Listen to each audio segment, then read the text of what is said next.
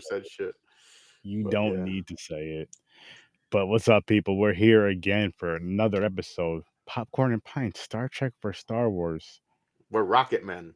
franchise. You know, the franchise versus all this stuff. Rocket Men, space shit, space guys, all that cool shit. We're attacking the clones today for the Wrath of Khan. That's what we're doing. All that. We're astronauts. Yep. Astronauts? Ass. Astronauts. Yes. Yes. But James, before we dive into these reviews and dive into these movies, let me move that pen out the way so I don't accidentally smoke that shit on the live. I said it. Did you watch? We'll start with Star Trek. Did you watch the Star Trek show, the episode? Yes, and I'm glad I did because that was advice from Mick. Yeah, shout out to Mick. And be joining us very soon. That was a great idea because it 100% felt like it could have continued right into it. Yeah, what it did was it gave you that, like, if you just watched the movie, didn't know about that episode, you're kind of missing a big chunk of how they met each other, how they knew each other. Yeah, like why is he so mad at Captain Kirk and shit? Yeah, exactly. Everything they're talking about and all that shit, like you get that from that episode, and it was so fucking it made the movie watch better. Yeah, it made the movie better in my opinion. Like I was like, oh shit, okay. I love the tie-in, and I love when you get that. Like I love when movies and shows and all that, when they pay it, they're like, you know what? The fans fucking deserve this. Let's do this. Let's do this shit for the fans, and they tie the shit in together the correct way. And just from what I know, and I don't know shit about shit when it comes to either one of these franchises, but just from watching what they did in the episode to how the movie went and how it tied in together, I'm like, beautiful. Thank you. Why can't we get this more often when this content is created? And why can't people just look back to the past of just not copying what they did, but the idea of like, okay, if we're gonna do a reboot, if we're gonna do a remake, if we're gonna do a something, we should. If we want to tie the original in, let's tie it in like this. Let's use maybe an episode from a series that we're pulling, like how they did it with this, but really tied it in. If they're using a big baddie or whatever the case may be. Sorry for the lack of words, but a bad guy or like a big popular dude, they're like, okay, I want to use this guy from the series, tied in from that episode. Just make it make sense. Great storyline too. Great story. It was easy to understand. Yeah. I was like, oh shit, like it would have. And I don't mean any disrespect when I say this, Mick. It would have sucked if Mick would have had to explain that whole thing to us without, like, with him just knowing because of his nerdism of it. You know what I mean? Versus can I jump in on that real quick though, and just add this one thing? That's the beauty of in both these franchises, but especially Star Trek. You can jump in on any series, watch it, and you don't have to know the rich history. They'll talk about it. And then if you're interested, go back and look at it. And that's what I love. I do agree with you on this. I do wish they would, like, this is the way they do it. They connect everything. If it's Star Trek, it's connected. And if it's connected, then that means that you're going to get, you might have, like the seventh movie that we'll be watching in this whole thing, Generations, where Kirk and Picard meet, but even though they're like 400 years apart. Ooh. So stuff like that. So like it's and not to ruin it for you guys when you get there, but like Marvel doesn't even do that. Marvel has a whole slew of Netflix TV shows that were produced that they're kind of connected, but now they created this multiverse. Yeah, you don't even need a multiverse for Star Trek. They have their own. They have the mirror universe and other things. They've created other universes on it, but you can always go back and connect everything, and that's what I love about Star Trek. That's true. Yeah, they did like a really. Oh my! I was surprised. Like I was surprised. I was shocked. Not that I doubted you, Mick, but it's one of them things where like fans of something, especially if you're like a diehard fan, you see things different than just a casual or just someone just checking it out or someone just watching it for a podcast. Like I would say I'm more than that. I'm a casual. I'll say yes. I'm watching it for the podcast, but I'm also a casual. Like I do enjoy Star Trek. I do enjoy what I want. When I do watch it, when I do sit down and watch it. And the way this connected was so beautifully connected. I'm just like, holy shit! Like Mick was not fucking exaggerating, not even a little bit. Not even a little bit. Not even throwing some Jersey sauce on it. He was not doing any of that shit. He was being legit with this one. He was 100% legit. Like, yo, watch the show first. Watch the episode first. Watch the movie. You're gonna get a great connection, and you're gonna understand the movie so much more. And I was like, holy shit. And I like how they in the story of Khan's origin story. I like how they had that whole thing from regular Earth. The 90s. It's funny. The 90s. Well, that's a huge history they talk about. Yeah. Selective fucking genetics making like super soldiers. So that so basically the line that of where it goes in Star Trek. Now it's been amended through years because, of course, as we go on, we're in 2023. I think it was the 1990s where the eugenics war starts, and that's where the people who were genetically altered started taking over and conquering places. And then after that ended and they got rid of the genetic and outlawed it, World War III started and there was a nuclear holocaust. God. And then so they were all living like it's just people living like years after that. And Zefram Cochrane is the one, and you'll see this in First Contact. Is the one who created the first warp drive flight. Ooh. And that's what caught the attention of, because you're not allowed, the prime directive in Star Trek is if they don't have warp capabilities, so that means they can't come into our territory, prime directive, you don't mess with them. You don't change their habit in any way, shape, or form. Now you can watch any Star Trek show and see that get demolished, any 100 times, and it's always done in some cheeky way. But I always liked that they have these rules established. Star Wars, I felt like they were establishing those rules so well. Even when you come back to the prequels like this and just kind of giving a backstory of what George Lucas wanted. But I got to be honest, as much as people are fans, I feel like it went too far all over the place for the sake of creating more merchandise. So whereas Star Trek always had merchandise too, and the geeks would buy it, the Trekkies would buy it, but it wasn't about the merch. It's about the story. It's about the light. Like Gene Roddenberry has rules, and everyone who takes over this universe is supposed to follow those rules. Now, the funny thing is, Akiva Goldsman, who took over, was not following those rules when Discovery came out. When and they're just general templates of like, this is how society works. This is what it is. This is like, and that's what kept the franchise so rich. And he dipped out of that. But man, did he go back to the well and get all of these writers and stuff that have worked with so many different Star Trek worlds, because it's a family. It's a true family. And if you ever look into the research of it, and they came back, like Terry Matalas came back for the 3rd season of Picard, and it's the best season of Trek ever. It's the best. It's one of the best seasons of television I've ever watched. If Breaking Bad didn't exist, I might even put it on top. So, and the reason I say this is because, again, like Star Wars is having a lot of trouble with all these different voices. And Marvel, the first phase, reminds me a lot of what Star Trek was. When Kevin Feige was like, these are the rules we're laying out, this is what it is. And it all worked. Even if it was bad, it was still like fit. And franchises seem to unravel, but Star Trek keeps going. Yeah. So that's true.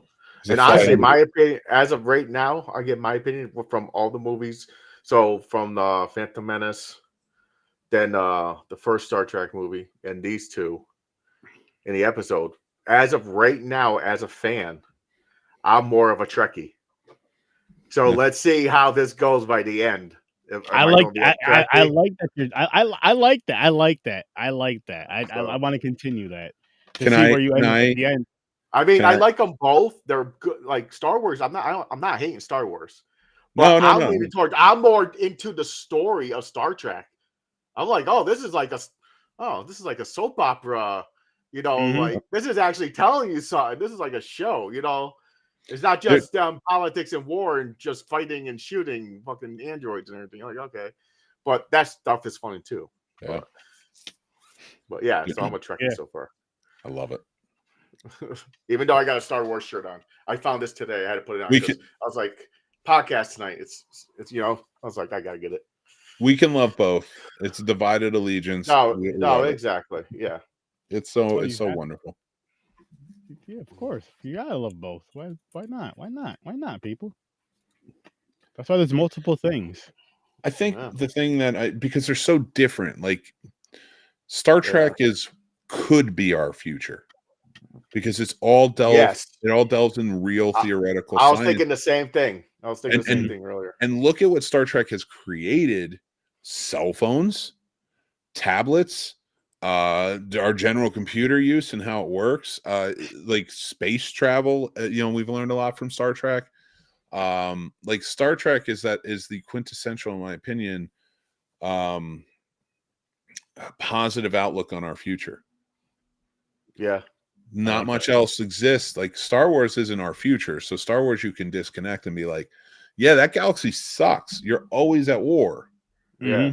I love it because I'm here to watch a war movie, but I'm not always ready to watch a war movie. But I can't turn on any episode of The Mandalorian and just be like, I could, but like, even as a layman, like if you're, like don't really know the world, but you like the shows, you're not really turning on a Star Trek episode or a Star Wars episode and just watching it. But Star Trek, you can just be like, oh, Star Trek's on. Yeah, exactly. I mean, I've as far as the Star Wars thing, I mean, I've never watched the shows, but it's never been on. Has it ever been on TV? The series, like as a show? TV? No, I think they came on animated stuff. Wait, what show do you mean? Star Wars. Did Star Wars ever have a TV show? Oh, okay. Star Wars has tons of TV shows. So Clone Wars was one. No, but I mean, was it on live TV or was it always like a streaming was it always on a streaming platform? I mean, not always on a streaming platform. Yeah, it was cable. It wasn't like a network show, but Clone Wars was, and Rebels was on Disney Plus or Disney XD. That was animated. Okay. All right, that's fair then. All right, I didn't so know there's that. I will hard argue for their animated shows that they are better than some of the movies. Oh, 100%. I say that with fucking a lot of DC. cartoons and shit. DC, yeah, but has the DC effect. DC animated movies a million times better than the original. The Star Wars. So just hang on. So are you saying Star Wars has the DC effect with their movies? The animated ones are better. That's cool. Wait, the animated shows are better than. Wait, what do you mean? You said the animated shows or movie are better than them. Well, they don't have any. Well, they have the Clone Wars animated movie. I'm drawing a blank on if they have any other animated films. I don't think so. Okay. Besides that, but like Rebels, I will put up against everything except for maybe Rogue One and the original, the Holy Trilogy, as being better than. Okay. And Clone Wars, I could argue for some. I've seen the first season of Rebels. I did watch the first season of Rebels. I think the Mandalorian's the best thing. Ashoka's good too, though. Because that Rebels is where they follow the female character, right? No, that's Ahsoka. Or what's her name? Rosario Dawson plays her. No, that's Ahsoka. She's an offshoot of Clone Wars and Rebels. She was Anakin's Padawan. Oh, and Clone Wars picks up right after Attack of the Clones. And then the seasons, all 7 seasons, pick up right after that movie. And so she's a Jedi who got disillusioned by the Jedi. She's not a Sith. She's not turning, but she got disillusioned because she thought they were losing their way getting into war. So she left. She just was like, I'm done. I'm out. And she just went out and did her thing. And then she joined back up in Rebels as an alliance because she was fighting the Rebel fight against the Empire because she didn't believe in them either. And she teamed up with the crew from Rebels, and that's why they are connected in the TV show now. And they're all trying to search out Ezra, who was like one of the main characters in Rebels and stuff like that. Nice. I love that show. I'm gonna tell you guys one thing. I got a little pissed off when Spock got killed. Yeah, he died. There? You're gonna try to make well, you don't want to spoil anything though, but It's I mean, this is 40-year-old movie. We do spoiler shows. People know this when they tune in to but Spock, no. Yeah, that I didn't. Honestly, I didn't know he died in this one. I don't remember him dying in this when I seen Wrath of Khan. Don't worry, wait till years next and week. years ago. So I didn't expect it. It's really, but I've never seen it either. Oh, fair.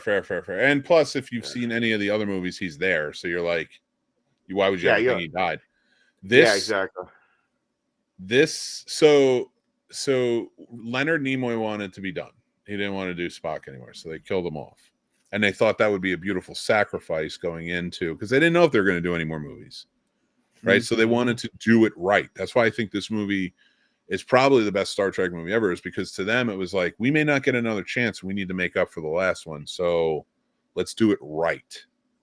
And then I think if I remember correctly, it was Leonard Nimoy didn't want to do it anymore, and a possibility that it opened up. And then when this was a humongous success, clearly it was like, yeah, we're doing sequels. I think they Leonard Nimoy, I believe, directed Search for Spock. That's why he's not in it as much. He became the director of that movie and the fourth one. And I think they greenlit both. Yeah, so they were both directed by Leonard Nimoy, 3 and 4. And that was like part of his agreement to come back to play Spock. He wanted to direct both. And so, of course, he did. And, the third one admonishes this beautiful ending. Like this ending means so much more than anybody will ever know. Like, this is, like I told you, this is mine and my best friend's movie growing up. So like this is a big deal. We used to say like that shit to each other, as weird as it is, but when you're a Star Trek fan, it's not that weird. Like, you quote those movies, and like I have it right there. You are and always shall be my friend, because it's such an amazing quintessential moment. It sucks that he dies, and I'll get into, I'll save for next week why I'm glad they brought him back, even though it ruins this. But that ending, that whole, I don't believe in no-win scenarios the whole time, and then he lost his best friend. Yeah. Mm-hmm. It's such a humbling moment for him, and just a huge change of everything that's coming. But my best friend actually died a few years ago. For anybody listening or watching, these guys know, they don't want to hear that story, and neither is my friend. But I did want to put up behind him. Like, I did get pops of the one where they have their hands on the thing, like Spock is behind one. Oh, that's awesome. Man. Oh yeah, that's awesome. Yeah, I'll show it to. That's dope. For anybody who like looks for it, like because this was our movie, and he had passed away the year this came out, right after it came out, after him, and then so like they have that. Oh, that's cool. And like just to add a little more sappiness to this, even because I don't get to do it often. Back in the day, these things came out and they're Star Trek pendants, right? They're half, and if you can see it, it says the quote that's down at the bottom, and it breaks in half. You're supposed to be like, you give it to your best friend. I did, and when he died, it was buried with him. So I keep that up there with it, just so that way I can have it on there. So, that's awesome. Sorry for allowing me. Thank you for allowing me to go down memory lane and take down their It's a good thing. It's a good thing, and it ties into the whole Star Trek and Star Wars. We're all of it, so it works. But I will say this, just to kind of fix things: boobs. Yeah, space boobs. Space boobs. Space boobs. Kirstie Alley boobs. Kirstie Alley. Is that her first movie appearance? I think so. No, she might have been in Runaway beforehand. I'd have to look up the years, but I think that might have been. Because that's a young Kirstie Alley. Yeah. I was like, I watch it. I'm like, wait a minute. I know her. I'm like, oh, she's pretty hot. Wait a minute. I know her. I'm like, she's pretty hot. I'm like, who is that? I was like, I know who that is. I'm sitting there thinking while watching the show, the movie. I'm just sitting there thinking. I go, wait a minute. Look who's talking. Fucking Kirstie. Oh my gosh. Sure. Yeah. Who hasn't? Never mind. Okay. No, I'm not doing that. Nope. Wrong show for that. This isn't Mickey at Night or Late Mick Nights at with Night Sir or the Late Night with Sir Sturdy. We'll get to that one. I want to But hear now- the next one is going to be that. I want to hear the most embarrassing thing someone's ever masturbated to. Oh boy. Golden Girls? Oh, come on. And I'm talking about real embarrassing. I'm not talking about, guys who are like, maybe who were born gay and came out of the closet at some point and were like, no, I was really embarrassed back then. I'm like, no, but that was natural. I'm talking about you saw a poster somewhere of something and it made it twitch and you were like, you know what? Go to town. Hey. And like, what was that poster of? Like a beer can or something? Like, what happened? What happened here? Did you see the hauling ass woman outline on a truck flap? And you're like, yeah, let's go. The thing is, when you're fucking like 13, 14, it didn't matter what it was. It could be anything. You're just ready to just like whatever. I'm saving it. You're just, you get me to you're watching you can watch a TV show and like someone's just bending down like cleaning, vacuuming, and you just see a little bit of cleavage. You run up the stairs really quick and you come back down. Shit, like, hey, what did I miss? You're fucking breathing heavy. You're red.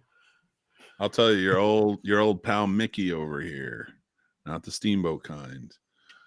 I got two great stories for you, but I'm saving them. And Sturdy knows the way I lost my virginity. And the first time I ever jerked off was the most embarrassing thing I could ever think to jerk off to. Okay. I don't know how you remember this thing. I can't remember the first time. Because it's so embarrassing. Because when I tell you what it was, you're going to be like, makes sense. Like, really? And like, I don't think you're going to be like, you're not going to be disgusted or anything, but you're going to be like, really? Like, that's absurd. And then I'm going to be like, go check out my channel. Okay. There you go. That's how you get them into it. That's the clip right there. Go check out. You want to hear more absurd shit? Go check out the Scene Snobs. That's some shit right there, for sure. But this movie, though, let's dive into this movie. Yeah. So, Con. So why didn't they bring back the traitor? That female role, Givers. I don't know why they didn't bring her back. So they killed her off, and now he wants revenge on Kirk for her dying. Motherfucker, he let you go free, and she chose to go with you. It's not his fault. Did you notice the very noticeable mess up in this movie? Oh, hold on. Wait. And it has to do around that time frame. That's why I'm asking.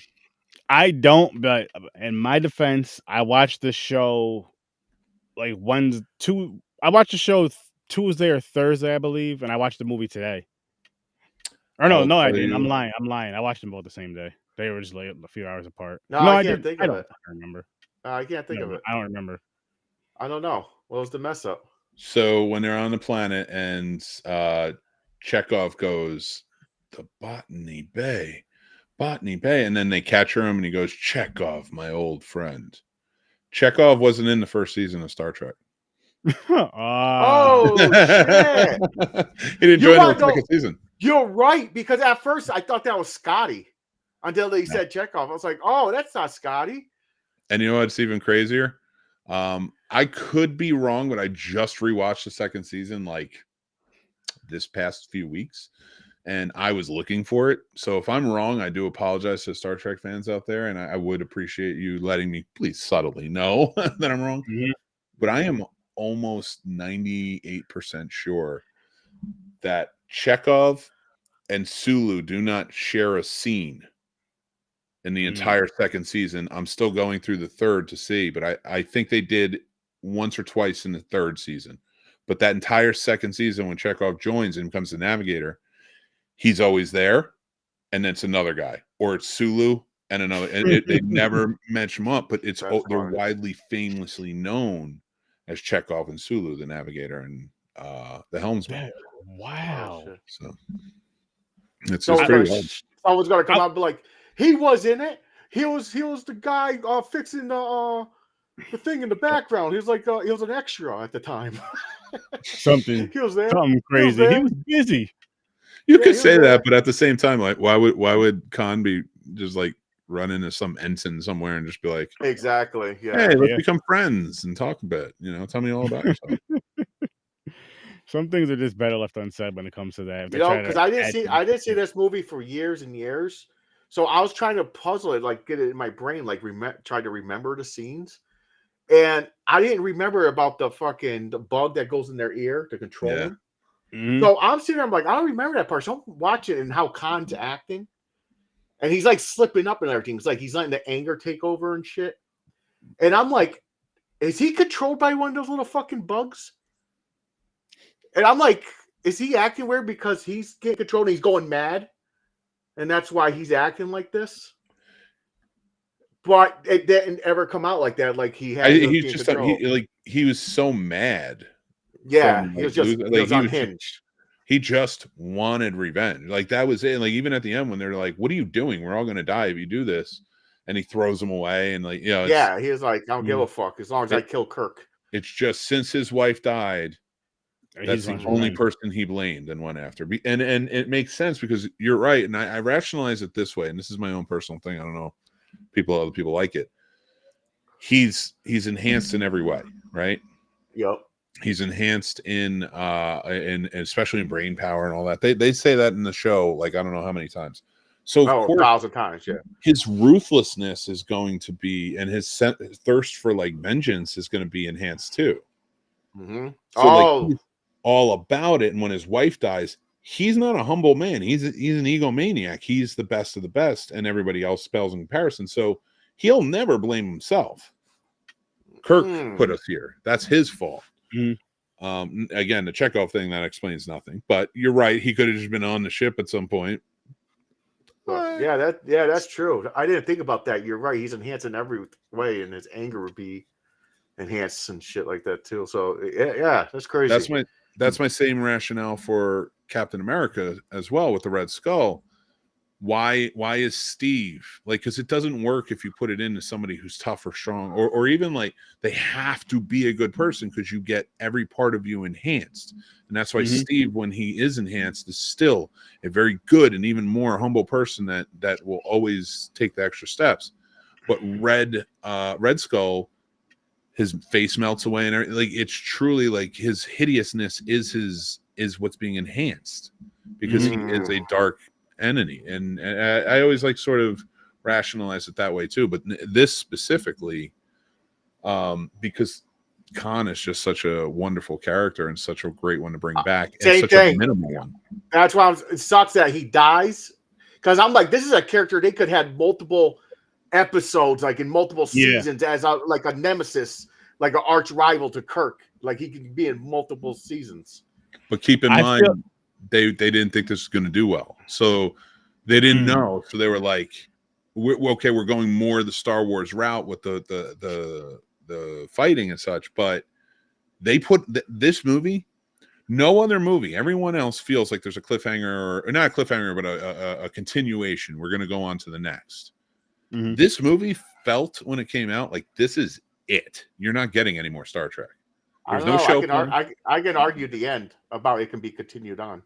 But yes, because they always did that anyway, and like left some, because that's always the positivity of Star Trek. And I have a way to mix it in where you can bring Khan back. Well, he come back when Genesis blows up, because it creates. It takes Khan and it turns him into a super being, or something. Listen, it brings them back as a fucking new species or something. It is Star Trek. You never have to worry about. They did bring Khan back.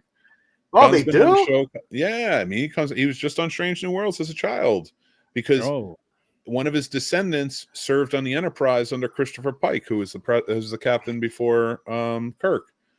So, and she's haunted by the fact that he is such a villain. And this takes place before Wrath of Khan, so she doesn't know what the fuck's going on.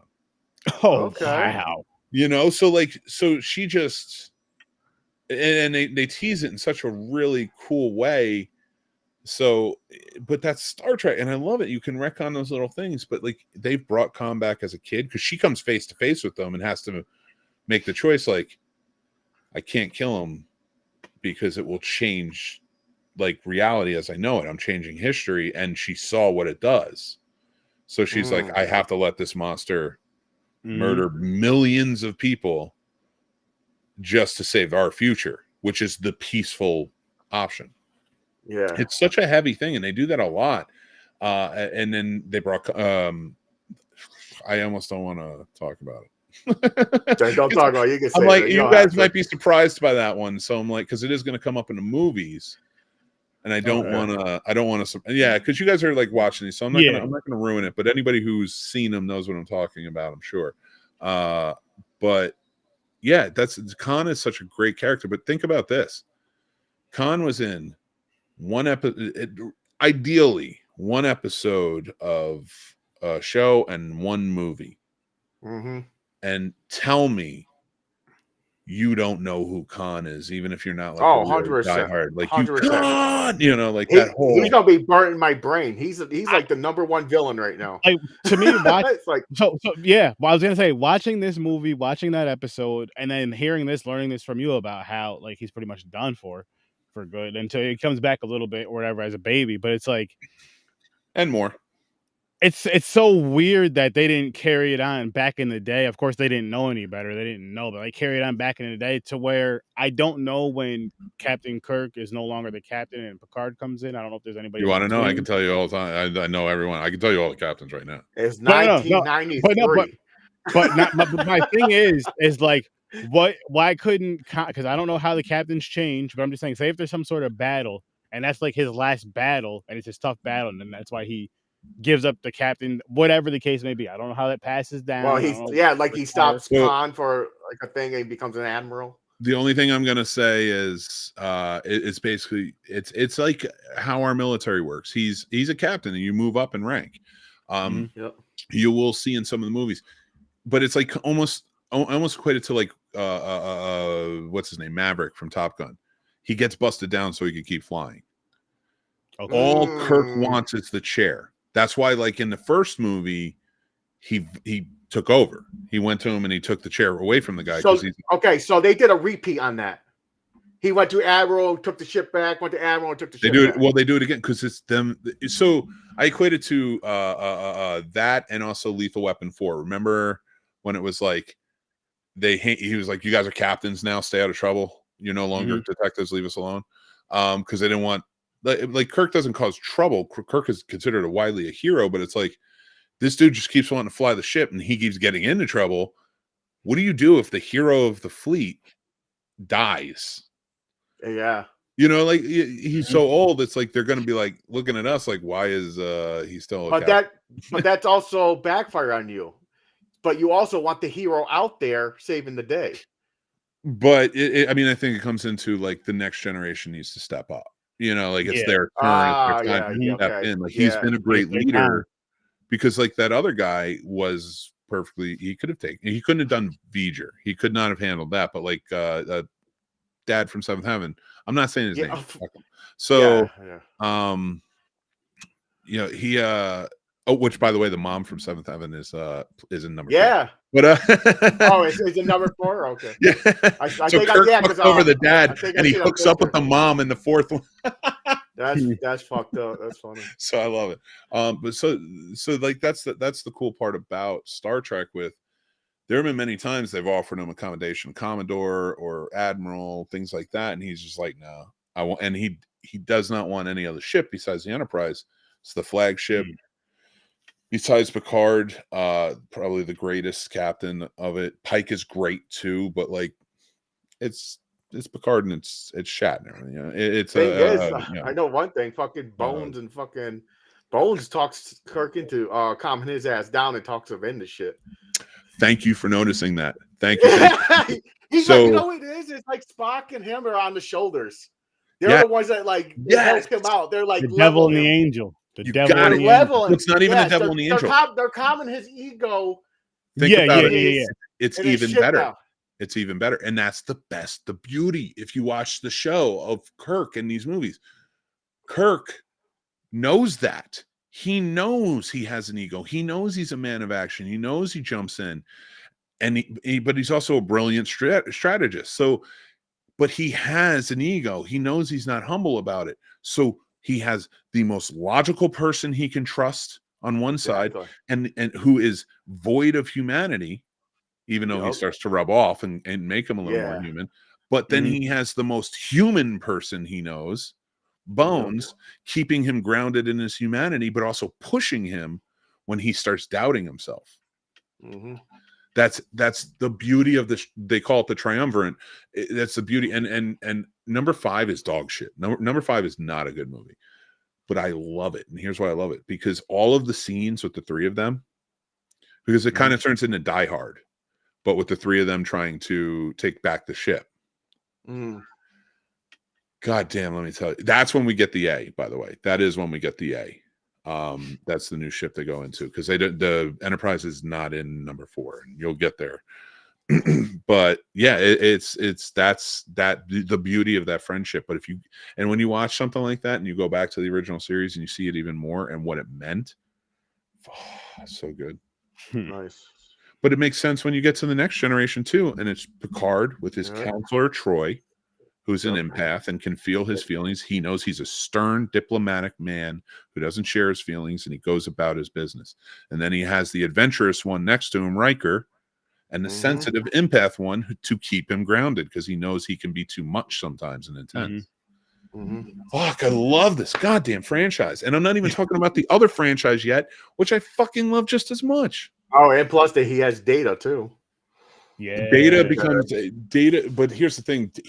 At first, it's not that he doesn't have trust for Data. He doesn't know how to go about Data. Just like kids. Like, he has problems with Wesley too, because Picard is not the smartest man on that ship, and he knows it. You have an android who knows everything. You have a boy in Wesley who's a genius and can do so much, who looks up to him. So like there's so many fucking layers I could talk about these movies and go into, but I know I'm trying not to, because I'm like I'm geeking out. Like literally there's a knot right here of like information that I could be sharing with you for hours about this and be like, man, this happened and this happened. And then of course it makes sense, because then you go back to I'm gonna stop. I need a breath. Because now you're going to talk about Star Wars, and it's going to be the same thing. Before we forget, before the wheels spin. No, there's no wheel. Remember, because we're doing the franchise. There's no wheel. That's what I meant. Before we jump into the next movie, we didn't give a rating for this one. Nope. Correct. Let's do that now. Bam. I'm giving this one a 9. I love the story and everything in the back, the origin story, like Khan and everything. Awesome. Oh, they got fucked up. 45-14. The Browns went home early. That's sad though, because Joe Flacco was only getting paid $75,000 every win. So if he lost, he wasn't getting paid. It does, and I hope somebody picks him up, because he's a fucking brilliant quarterback. Anyway, sorry. My rating for Wrath of Khan is a full-on, hard-on 11. This movie is one of my absolute favorites. It's in my top 10 movies of all time. I think it's fantastic, and everybody should watch it. Even if you're not a Star Trek fan, you will like it. I agree. I actually agree with that. But I do not think all of them are 10. Yo, this shit mixed with the episode, I'm going to have to agree with Mick on the 10. The episode just brought it to that, because the way they connected so well and told the story so well and helped you understand the story, like we were basically mentioning throughout the whole episode, when we were discussing it, like it just works. It was like, it's almost like, it's fucking like watching, it almost felt like just watching multiple episodes, just back to back to back to back to back, the way that it connected. And it's like, oh shit, now this episode's not okay. So now the story's finally finished. But my thing is, again, I wish the story could have continued. I really do wish the story could have continued. Like, not ended the way it ended there. I know you said he comes back and stuff. I wish the story could have continued. And it does. Just watch 3. It like literally picks up where it left off. And they go and save Spock. Like, I'm not ruining anything. It's called The Search for Spock. Like, and it's directed by Leonard Nimoy. You're like, wait a minute, he's dead. How are you going to search for him? I think, and they give you a hint at the end. They show his fucking thing laying on a planet. The Search for Spock, I will watch it, and I have an appreciation for a lot of things in it, and it's mostly the characters. And I'm gonna get fully into this now, so I just have to let a little bit out. It's like letting a little bit of air out, so it's not too tight. It's it totally, and this is a cliffhanger for how far I'll get into it next week. It totally ruins quite a few beautiful things that it's set up in this movie. Like, and I mean ruins it. But I am glad they did it, because we got Leonard Nimoy all the way into the new movies, and as Spock, our Spock, not different fucking universe Spock, is our Spock. So that's a beautiful fucking thing, and I'm so glad, because in my opinion, of all of Star Trek, he should be the face of it. I agree with that. I agree with that. He kind of is. I mean, live long and he is. He's definitely, like, at the very least, I'll say, even for I don't even want to say casual, just people that may have scrolled through and seen it, they'll know at least, oh, he's from Star Trek or Star something.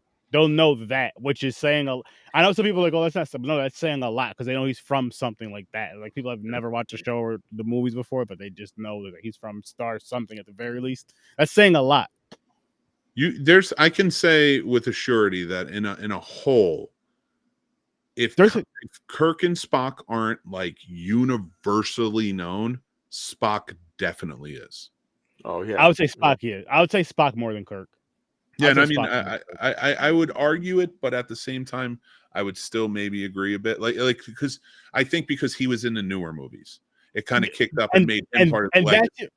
That's it right there, because then you go to like I remember him from the shows and stuff, and now I know him from watching these older movies, but that's where I know him from, and then seeing the handful of newer movies that I've seen, the one or two that I've seen with the wife. So it's like you know what I mean. So I seen that, and I see Spock, like I see that familiar face, and then even though there's someone, even if it's like a remake, reboot, say if the guy's playing Kirk or whoever, that's still a different Captain Kirk. It's not. You know what I mean? But this is the same Spock. It's the same. So it's like that like not only is Spock, it's the gentleman who played Spock is the face of Star Trek. Nimoy, yeah. And sorry about that. You go. It's all right. Same thing with I watched the TV show Big Bang Theory, and Sheldon's the main character, and he's obsessed with Leonard Nimoy. So through many episodes, they mentioned Spock. And actually, Will Wheaton, we had him on our show. We did an interview. Oh yeah, Will Wheaton's on the show too. With Big Bang he was Theory. Like his greatest nemesis, and Will Wheaton played Wesley on A Next Generation. He plays himself on the show. It's pretty cool. You'll actually only see him in one movie, and that's in Nemesis, and it's only a quick scene, because in the show he left and his storyline went somewhere. He didn't die, but he went somewhere else. Yeah, went somewhere. Yeah, and he could come back, but it wasn't going to be normal. So like the very special situation he comes back for in Nemesis is why you see him there, and they completely cut him out. But like, I would say, so just to kind of before we get into Star Wars, which trust me, again, I'll have more to say. If Spock is the overall face of it, and Picard up there too. Picard, I think, might be better known than Kirk, but Spock being the overall, the most beautiful part about that is Star Trek was a pilot. Kirk was not the captain. It was Jeffrey Hunter was the actor, and he played Christopher Pike. And Spock was not his science officer. It wasn't his first in command. He had Majel Barrett was Gene Roddenberry's wife, played number one in it, and she was his number one. Anyway, my point is, and I know I'm long-winded on this, is the cool part about that is that he was there. Like they wound up, because Jeffrey Hunter left or I think he passed away, reworking it with a new Kirk, and they didn't do that pilot, but he was the first cast out of everybody. And out of everybody we know as we know it in the bridge crew. So like that's why to me, I picture Spock when I think of Star Trek. Like he's been there from beginning to end. And makes sense. So yeah, that was my very long. So it's the same thing as Star Wars. When you think Star Wars, usually it's Yoda or Darth Vader that pops up in my head. Darth would be a hard argument. Like who I think of personally is Obi-Wan, but because that's my favorite character. See, and me, it's a mixture. I mean, I agree with the Darth Vader. I agree with the Yoda, and I'll even throw in Chewie, C-3PO, and R2-D2, and Luke. Yeah. Okay. By the way, I got some shit about this. I got something to say about that. By the way, but we'll get there though. We'll get there. I just want to finish off with Star Trek. If there's any other, do you guys have anything else you want to say about it? No, I owe some love to Star Wars. I'm gonna shut up now. And then Star Trek, that was a great movie. Oh hell yeah! My favorite one so far, even though we only watched 2. Yeah, same here. Same here. See if that changes, because I love Wrath of Khan. It's in my top 10, but my favorite Star Trek movies are not in my top 10. I'm not gonna say it. I'm not gonna say it. Oh, okay. I'm not gonna say what. I'm just saying I have 2. One from the Wrath of Khan just is a great movie in my opinion, and I love it. I do. Yeah, it has special meaning, but there's a favorite for me. And there's actually 2 favorites that are kind of like coexist, but we'll get to that when we get there.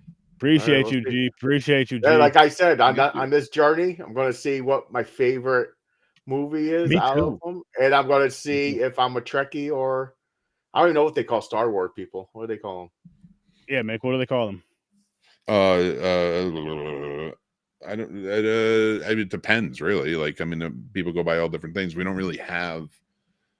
I don't think we have anything other than like. So it's not. So they don't have a name like Turkey.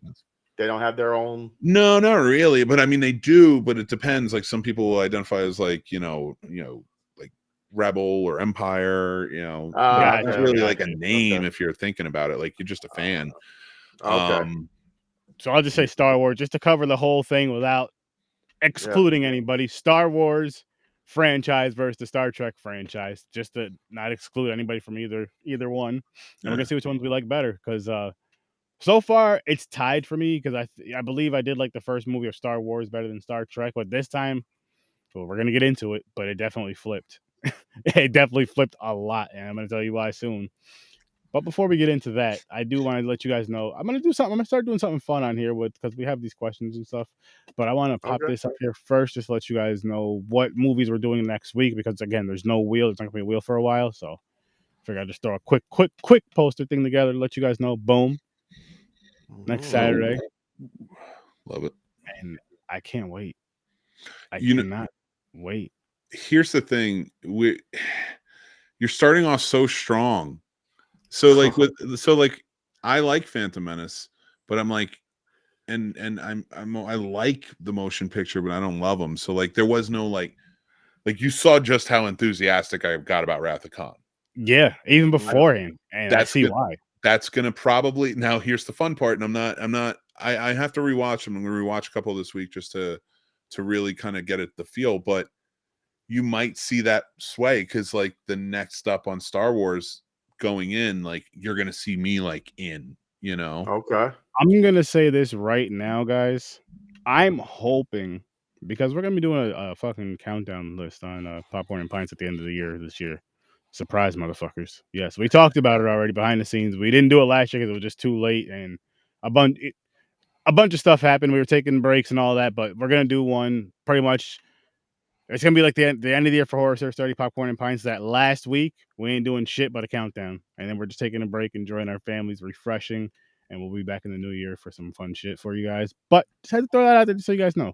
But the reason I'm saying that is because I hope that this movie, The Wrath of Khan, and I'm including the episode with it, like it's like you got to watch the episode first and then watch the movie. I'm hoping that this is like down there in my top 5 of first time watch.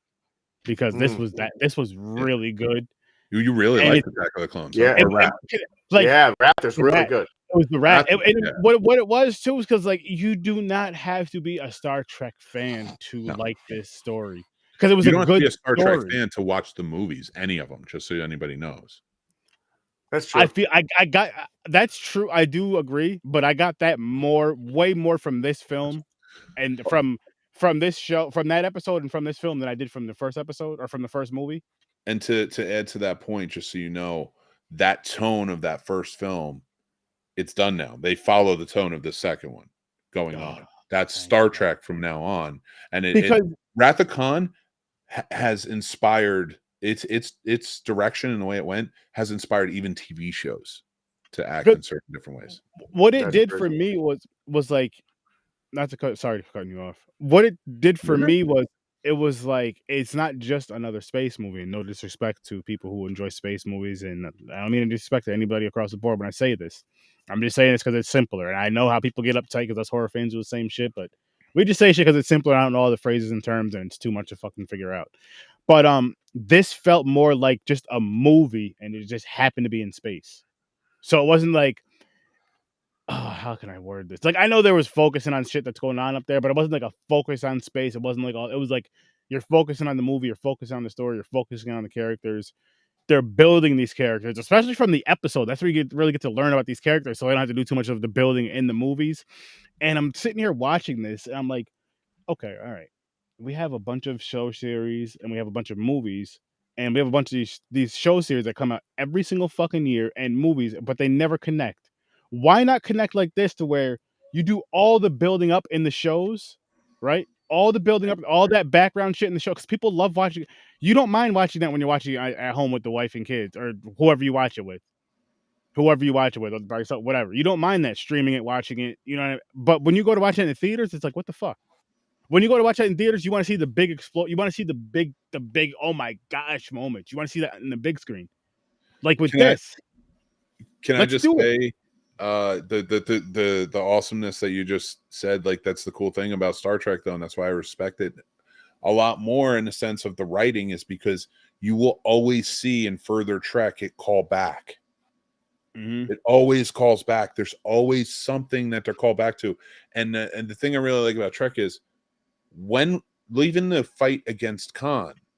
How is that a fight? That's not like a ship fight in Star Wars. Like, you're getting the fast pace and I love it. It's amazing, and I love that you have that juxtapose type of franchises.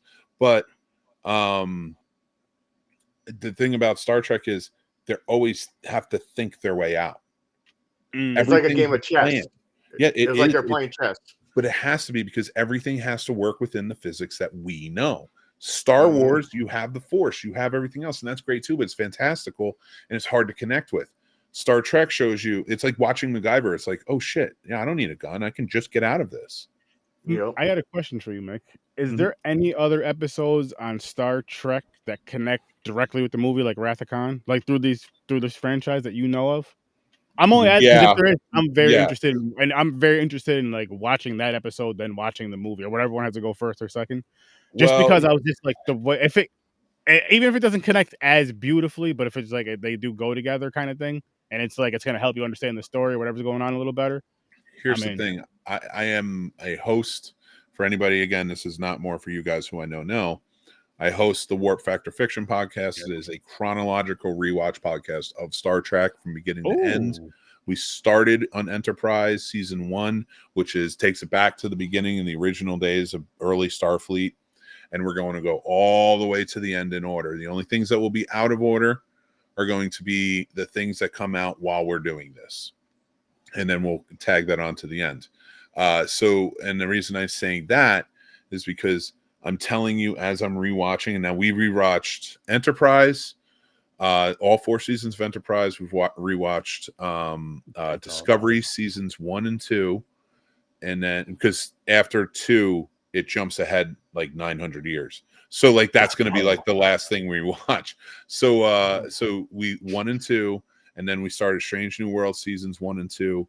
We are on a break. We're picking back up with original series these next few months. And the reason I say that is they do such a wonderful job of not just connecting to the past, but as future shows that come out that take place before anything else, they do a wonderful way of connecting to the future, which is important too. And you don't realize how important it is when you, especially now we're watching the prequels and we're starting to see like, it just doesn't fit with what you were saying in the original trilogy, you know, like certain things. I'm not saying everything. That doesn't happen in Star Trek, you know, with the exception of little slips like the Chekhov thing and stuff like that, which you kind of got to, that's the suspension of disbelief. All right, it wasn't there, but can we just pretend he's there? That's the guy who's on the mission. I think that it would have been, it's perfect. It's perfect the way it's connected. And yeah, there is. You're going to see the Borg in First Contact. You're going to see him come back in another movie, and we'll get to that. So as we go on, you're going to see how these all connect, and the beautiful part about the new J.J. Abrams movies, the Romulans, who you probably won't see until later, Nemesis probably, the Romulans, who are a really big race of alien, were always at war with us. And after Nemesis, we become peaceful with them, the beginning of the peace.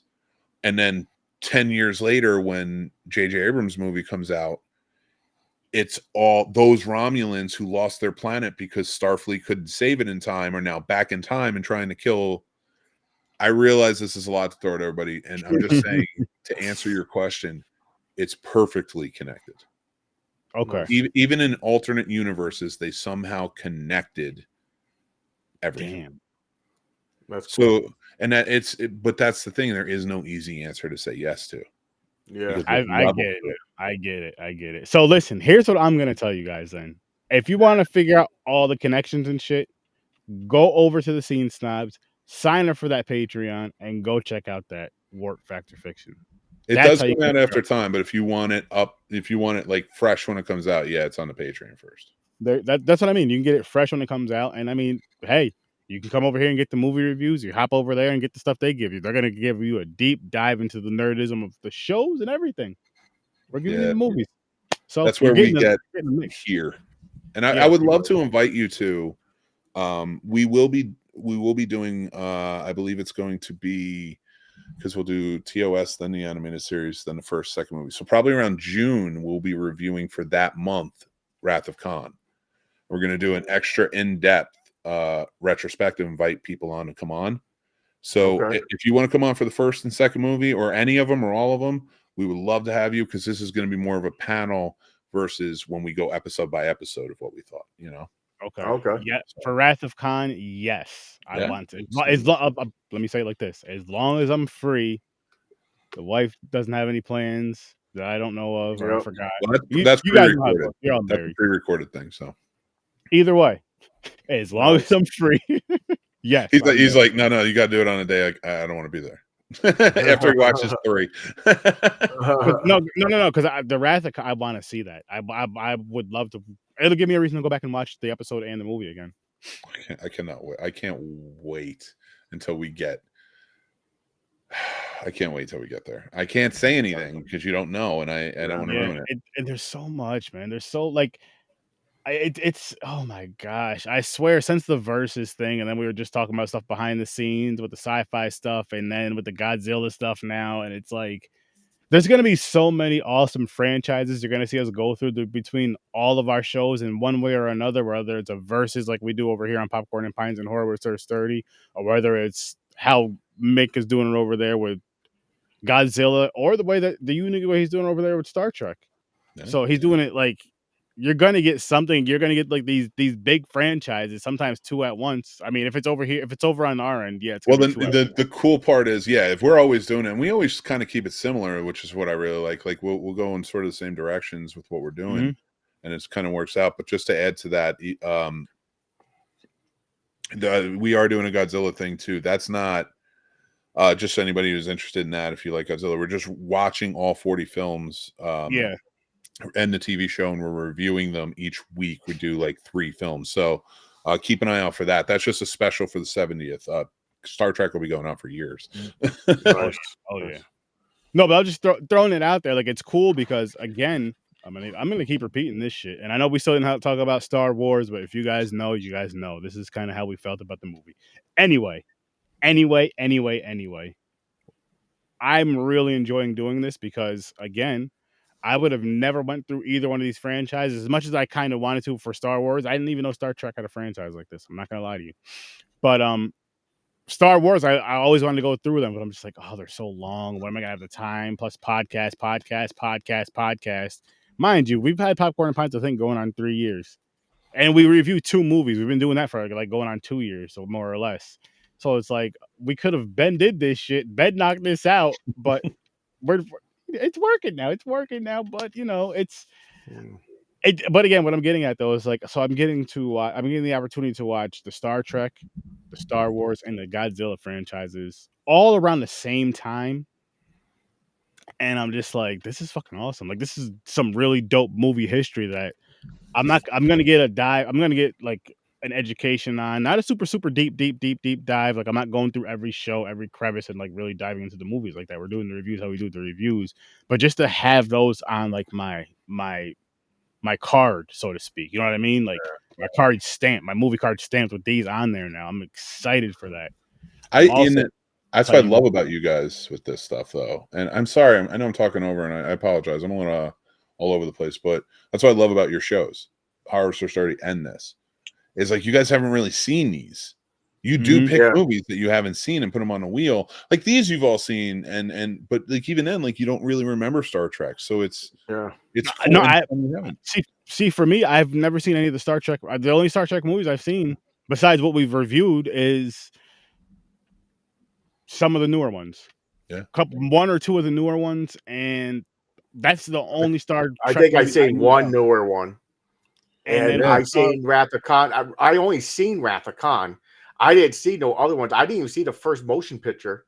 Never seen that. That was the first time. Yeah. Wrath of Khan was the first Star Trek movie I seen, and that was years. And I was like probably fucking 11, 10. Yeah, that was but that's the coolest thing about this and seeing you guys, and that's what adds, and that's why I do it too. Mm-hmm. You know, it adds to our repertoire. I feel like if you're a film fan and you know, that's fine, you haven't seen it, and then if you in like with your reviews, but we are building such a plethora of knowledge for movies, and these franchises are so important to report on. Like I feel it feels good to be able to, like you said, have that knowledge. Just to even be able to be like, you know, when someone's talking about, oh yeah, I've seen that, and something like Wrath of Khan, oh yo, that was awesome, blah blah blah. I may not be able to go as deep dive as you guys can with this and third, but yo, that was fucking dope. That was fucking dope. I fucking enjoyed that type of shit. I would be very surprised, Sturdy, if at some point in your life after doing all of these Star Trek movies, you don't get curious and maybe pop on one of the shows one time. I'm not saying you're gonna be a huge fan, but like, oh no, I enjoy this. I could see you. No, I enjoy the show because like Next Generation with Picard. Yep. Yeah. I love that. I haven't done it in a while, but I would go right on to Netflix, and sometimes me and the wife would watch it. Sometimes I just throw it on just for something to kind of lay down and fall asleep to, because it's one of those shows to where like, yes, there's battling in it, but it's not like a wild, loud, crazy ass battle. So it's almost like a peaceful thing. If you doze off, you doze off. If you miss some stuff, you're not too mad you missed it. You just go back into the next episode. Or you may. It depends on how bad you. Because like I said, for me, it's one of them lay down shows. I don't mean that in a disrespectful way. It's just like, you know, there's a lot, and I know my black ass is not going to even try to go through and try to catch up on all that content because it's a lot. It's a fucking lot. My sleep sound, not every night, but when I need it, my sleep sound machine has the engine room of the Enterprise D, because it's just like a, you know, like real subtle. Yeah. Oh God, does it feel good to just listen to that? Yo, you know, speaking of which, we didn't even mention this, and one thing I love about Star Trek, fucking love, is the beam thing. The beam me up. That fucking teleporter. It's you know, they hated that. Gene Roddenberry hated that. He didn't want to do that. Oh my God. That was save on the budget. Wow. That was to save on the budget, so you didn't have to do shuttles. He that's why Seth MacFarlane. By the way, if you're looking for like a Star Trek show, Orville. The Orville's amazing. It is a Star Trek show that is just because Star Trek wouldn't buy it because they're idiots. Not Star Trek, but Paramount wouldn't buy it because they're idiots. It just like became its own thing. But they don't do transporters in it. They use the shuttles to fly down to the planet because was Roddenberry's original okay. And they just couldn't pull it off because of budget, because then you would have to have some sort of coverage here and there. It was just easier. I listen. I think it's a happy accident. I fucking love it, and it was like futuristic. I mean, yeah, it was definitely futuristic. And now, shit, who wouldn't want to be able to teleport? Yo, I'm so glad they kept it. I'm so glad I'll they tell kept you it. right motherfucking now. I'm coming to Carolina Fear Fest this year. How do you think I'd be if that shit was real? How the fuck, yo, Mick? Listen, I'm gonna teleport to your house real quick, and then I'm gonna teleport to wherever me and the wife are staying. I just want to come say hi. if that's okay with you guys. Yeah, come play cards on Saturday nights. We'll all get together. Save on gas. You Dude, just teleport. Just bring all your podcasts. luggage. Just podcasts. Yep. Although, in fairness, and what I love about Star Trek's transporter, there were limits. Like, the ship could beam you down anywhere as long as it could read it. You know, that's fair. And they wouldn't beam you down blindly because they never know, you could land up in a fucking rock or some shit. And that's what I liked about, even in the first movie, when they showed the bad side effects of when they were all melted and such, because you're spreading your molecules. That's why I love Bones. Bones hates being transported. All right. He's like old school, like he's still in like our era. Yep. He's like, I don't trust that damn shit, that technology. I'm not sitting in there. Give me the shit. Well, let's get into Star Wars, baby. Yeah, let's get into Star Wars. So are we doing ratings first? Star Wars. Are we doing ratings? Before we get into that, actually, before we dive into the ratings, I do want to pull one of these fun little questions up. Question? Did it work? No, it's blank. That's it. 1 second. I know why. It's black like the deepest space. Oh, I see it now. How would a lightsaber duel between a Jedi and a Klingon warrior? The Klingon would die. Oh yeah, he would. Easy. You die. All right, wait. Actually, let me ask you this: Is it somebody using a lightsaber, or is it a Jedi or a Sith? Or a Jedi, or it has to be somebody with the Force. If somebody has the Force, the Klingon's dead, and the Klingon would still fight because the Klingon's willing to die in battle. But that's why he would die. He would be an aggressor, not thinking the light sword would do anything. Yep. And it would show. It would just melt right through there with his weapon right through him all the way down. Yeah. Wait until you get to Rogue One, and then you're like, wait till you get to next week. The whole younglings. I'm gonna have a whole rant on the younglings. Don't worry, we're gonna go. Shit. I can't wait. I can't wait. And what I love about this, Mick, and don't even feel bad about it, is because I love your enthusiasm and you know about the franchises and you're teaching us about these franchises. So I fucking love it. It's like, I feel like such a fraud. I have imposter syndrome right now because I'm like, this is what podcasting is, though, people. This is what you want when you're running a show, when you're hosting a show, when you're on a show. If you have somebody that knows more than you about whatever subject you're talking about, even if you're the host, shut the fuck up and let them go, because let them cook. Because you're learning some shit about it. You want to know about it. You want to know more about the conversation. And the conversation's going great. And it's like, oh, shit. Then you pick up on some shit, and then you continue the conversation. Like, pick up on these things, people. And it's the thing. Like, I mean, even if you're wrong, like, even if I'm, like, wrong about something, I'm not. I know I'm not wrong. Like, I'm giving you useless information on top of it and being like, well, I remember when Kirk, fought the Battlelondians and that shit doesn't exist. Like, shut up. Like, I'm just a little off. I might be off by an episode or something, shit like that. I love. You were off real quick with Star Trek with episode. You said episode 20. It was episode 23, but who's counting? Was it 23? I could have sworn it was 20 or 21. Oh shit! Nope, it was 23. Now, it was wrong, 100% wrong. He fucked up. You don't understand this, but that's eating away at my soul right now. Again, I'm glad my friends are saying it, but it is eating away. But the thing is, out of all the episodes, though, that's pretty close. Because you sit there, you're like, out of all the seasons and everything, you're like, hey, what episode was that one? You're like, of course I'm talking shit. I'm busting balls. Yeah, but I got a Star Wars question. I know. I asked in the chat earlier. Okay. And Aaron, you told me to save it for the show. Yes. All right. So before we get into talking about it, and it's a scene in here that it clicked in my mind with this question. Mick. Yeah. Why can't Yoda tell if the senator and everything is on the dark side? Because when Anakin first came, he sensed darkness in him. Yeah, because why can't he do that? Why can't he do that for everybody? It's almost like, why can't he tell he's a Sith?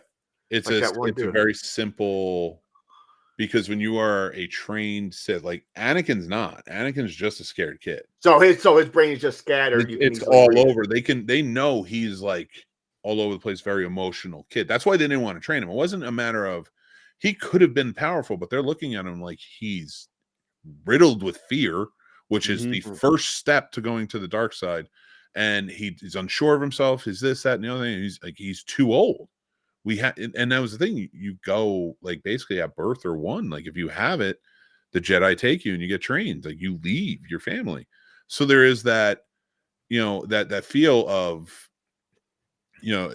like Sidious, who is Darth Sidious, is actually Emperor Palpatine, who is Senator Palpatine right now.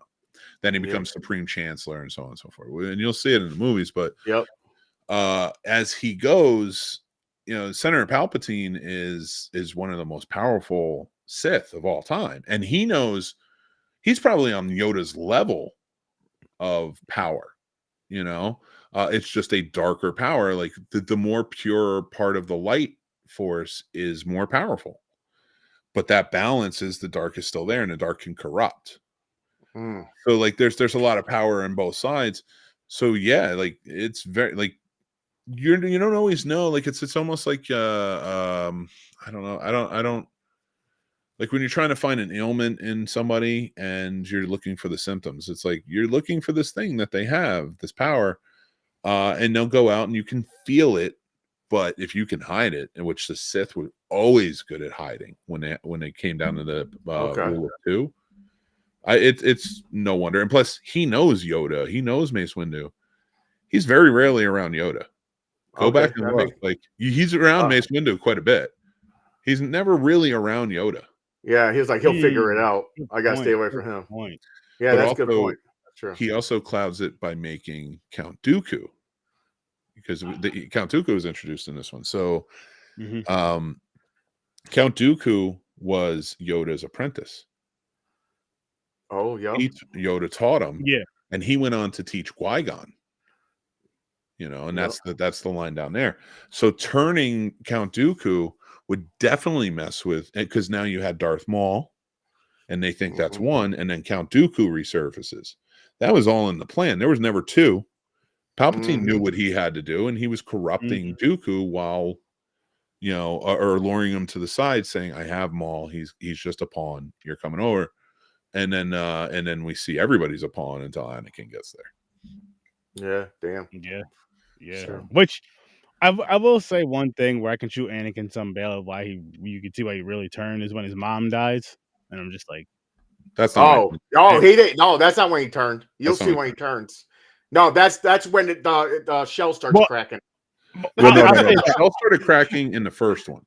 Shell started cracking when it's all those are cracks in the shell. So like in the beginning when he was like, "You're too young," and all that, they saw the ads. They saw it. Like there's cracks in the shell already.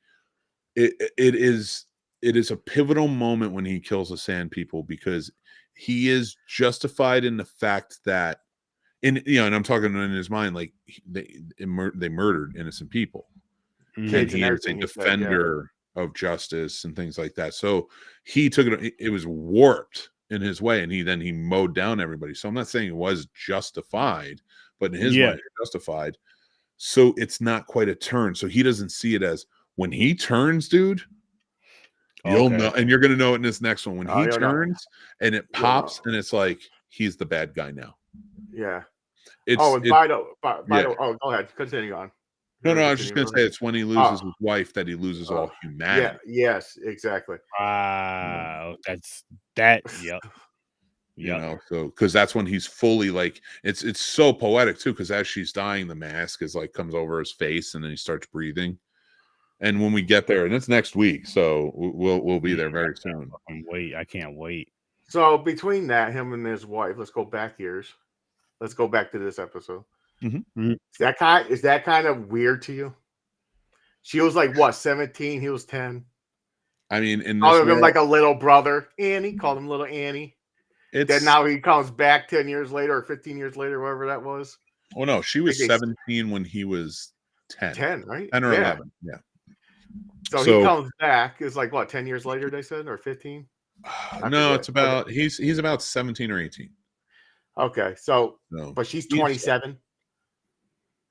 If no, Natalie no, Portman at 27 and you were 17, 18. No, but I'm saying when she first met him, it was like a little brother. She was calling him Little Annie and everything. He was a 10-year-old. Yeah, but then she didn't see him for like all that time. I don't know. It's weird to me still. It's kind of weird. It could be, but at the same see, I look at it differently. Stops, and I'll explain why it's not weird to me. Because it can get worse. You'll see in the later movies, it gets worse. You think that's bad? Wait till the other. Oh wait, yeah, we'll talk about that. We'll talk about that later. But with this there was a problem. With this one though, James, you could even say it could be the whole babysitter thing. Just think about it like that. So it's not like a little brother. Like she used to babysit him. Well, kind of, yeah. No. Listen, that's better than the brother sister aspect. That is not what happened. No. He always idolized her and loved her. She thought he was adorable and kind of wrote him off. And then they didn't see each other for almost 10 years. And he's grown. He's a Jedi. He's in shape. And now he's protecting her. And he's still in love with her. Because if you remember, she's not that interested in him in the beginning of this movie. Yeah. He grows on her, but she did have feelings. She did have care for him. So if that care at one point was like, you know what? You're like a little brother to me. You're my friend. You're such a great kid. It's not her brother, so it's not weird. And no, I understand that. Yeah, he grew up, and not blood or nothing. Yeah. Now you could make an argument for the distance in age, but we never do for men. So I say we drop it for women. Oh yeah, no. Oh, another add on to that. So let's get to the part where he comes back and he tells her he's crying. I killed them all, even the kids. No. This is how messed up where they get the stereotype. Well, stereotype. I know some women that really do it.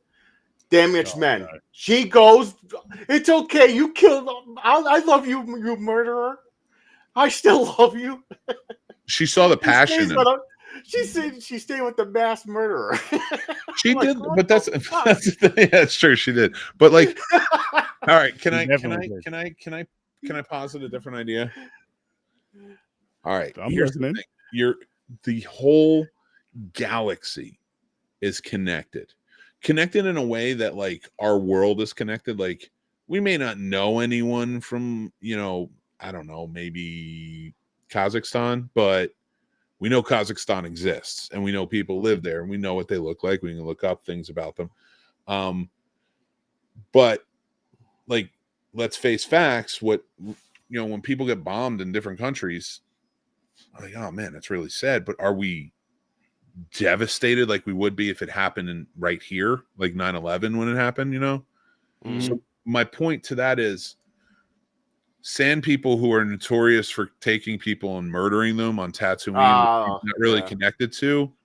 Yeah, she might think of them as more animalistic. Now, is that a racial thing? We can get into that. That's a whole different thing. But what I'm saying is, we see that in the world now, so it's believable that, you know what, they didn't kill your mother. They are evil. I met your mother's family, and they're sweet people, and so like connecting with them in that way. I've lost people too, and that's why I love that but she's devoted to him and she loves him. He's obsessed with her. Mm-hmm. Yes. So that's where from the beginning, she falls in love with him, and she thinks he just loves her, but he's obsessed, and that's where all of this comes in. That's true. He has an obsession. It's not like love. It's like obsession. It's like it's deeper than that. Yeah, it's crazy. So yeah. But yeah, I just noticed that part. I looked at my wife. I was like, bitches are crazy. He just killed fucking kids and everything.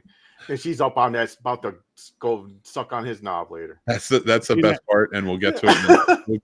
We'll get to it the next one. But like that whole killing kids thing, they really gloss over it in this one. Yeah. I know you're talking about. I seen the next one. No, I know, but he might not have. I have not. Okay, you're gonna see it. Yeah. And so like with this one too, this was a first time watch, but I seen like bits and pieces of it. Which I guess we should hop into our reviews for these, huh? I forgot all about that. This one here. I'll tell you why in a little bit, but a 5. Oh. Ouch. Ooh. Interesting. Well, I'm higher than that. I'm at a 6 for this one. You said ouch, like you were gonna give it like an 8 or a 9. No, a 6 is good for me. 5 is But you got to see 5's not Oh bad. yeah, 5 is good for you. That's you true. got to remember. I do negative from a negative 10 to a positive 10 for everything. Yeah, your shit's My crazy. scale's way 30 has a different scale.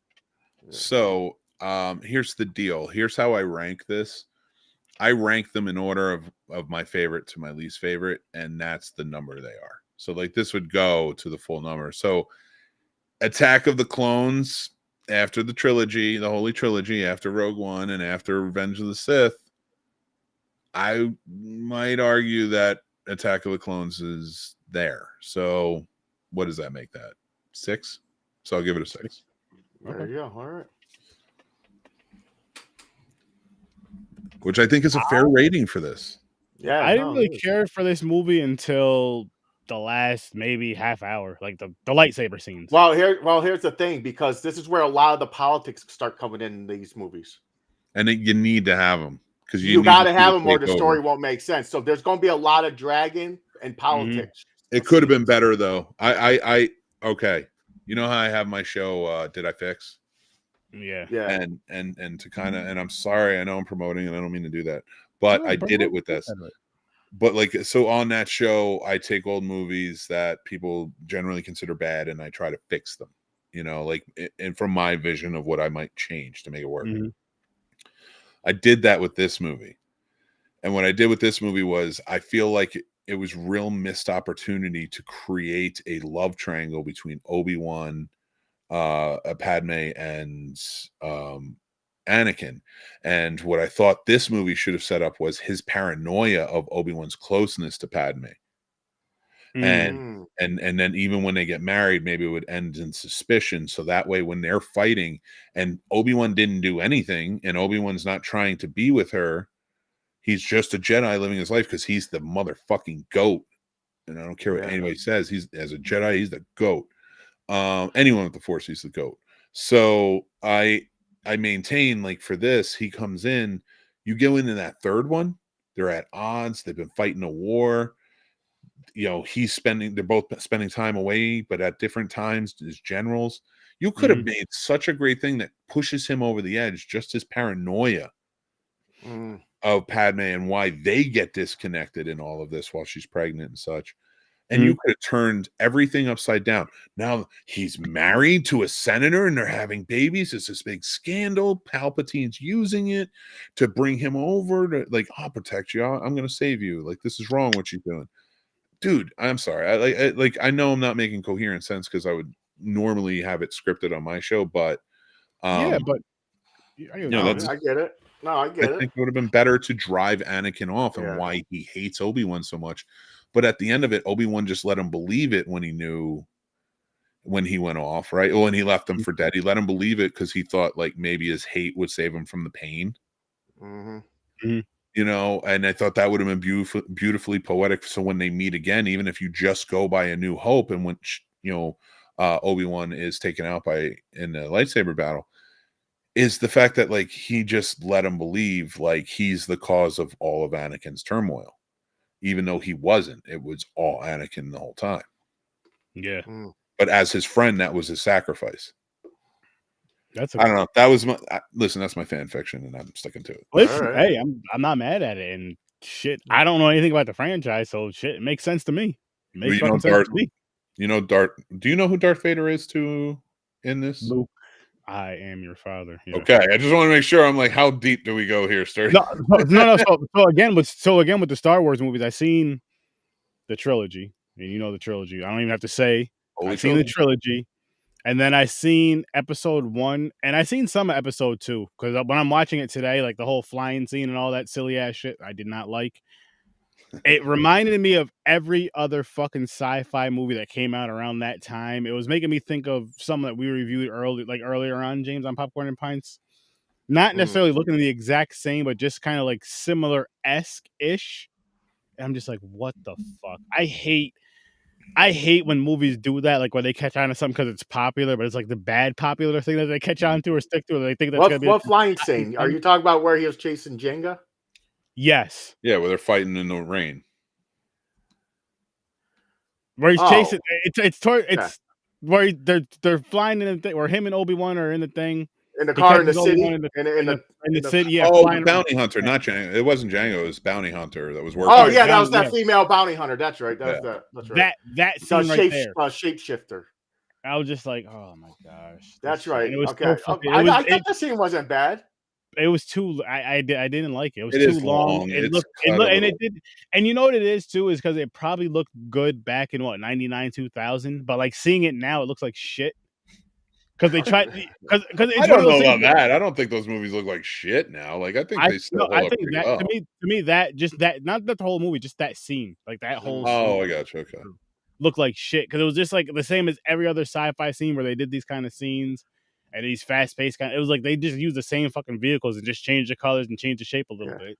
And I'm just like, oh my god, this is so fucking, and it's too long. Cut this shit in half. Okay, it was a little long. Okay, let's get to the bounty hunter, Jenga. Is it just me? Or is this all his weapons are what our weapons are now? He had a rocket, he has like a gun. Like the dude's like has like regular modern day weapons. I'm like, yo, where's the laser? The motherfucker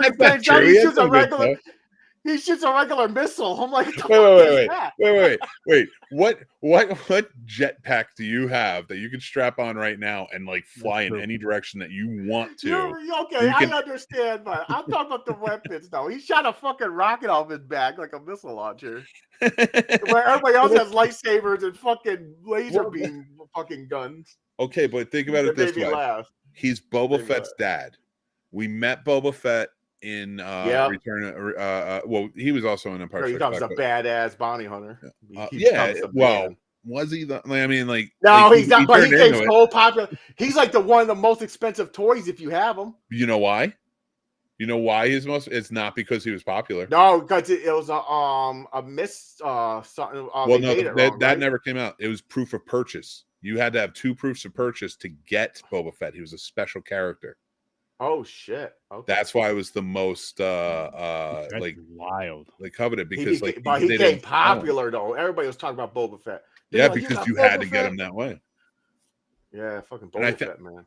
I think the fact that there was a miss. The first one had a latch that the projectile could like really hurt you, and it never went out. They never made it, but I think it became an urban legend that there's some out there. So if you get them.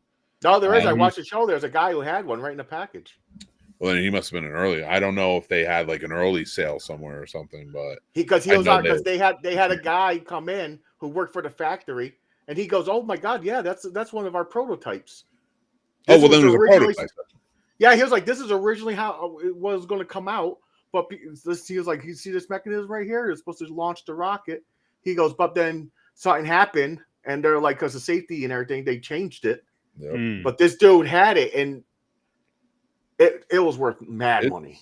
Yeah, it's worth a lot, man. Like, and that's the cool part about it. I mean, I love Star Wars is so cool too, and I do like this movie. It grew. I think the prequels grew on me over the years, especially with how bad I saw they did the final trilogy. Yeah. It's they're good. I'm just saying you got to get used to the politics part, though. You're lucky. That's the part that drags is the politics part. Yeah, well, but I actually wish there were more politics. And the reason I say that is because it would have been more interesting. You're only seeing the very surface level of the politics. Yeah. So there's no real interest into it. You're just seeing like a couple of people's perspectives. Like you're more interested in the Jedi Council and what's going on there and like what's going on with Anakin and Padme, but and the growing war and but how do we not like that's the thing I have a real gripe about with the prequels is we know the Emperor how powerful he is. We know how powerful the Empire is, but you kind of puttered all the way to the Empire. This isn't great. It's a great plan, but we should have seen it unfolding. Yeah. As soon as you said Senator Palpatine, any Star Wars fan knew who he was. Mm-hmm. And he was pretty heavily in these movies. So like, why not make him a main character and show him? You show Obi-Wan trying to be a great leader, and you see Anakin in the middle, kind of torn between, and then show us the other side of it from Palpatine, like where he's pulling the strings. Yeah. That's where I think they missed. Like they focused on the wrong things, and I think it was a lot of time.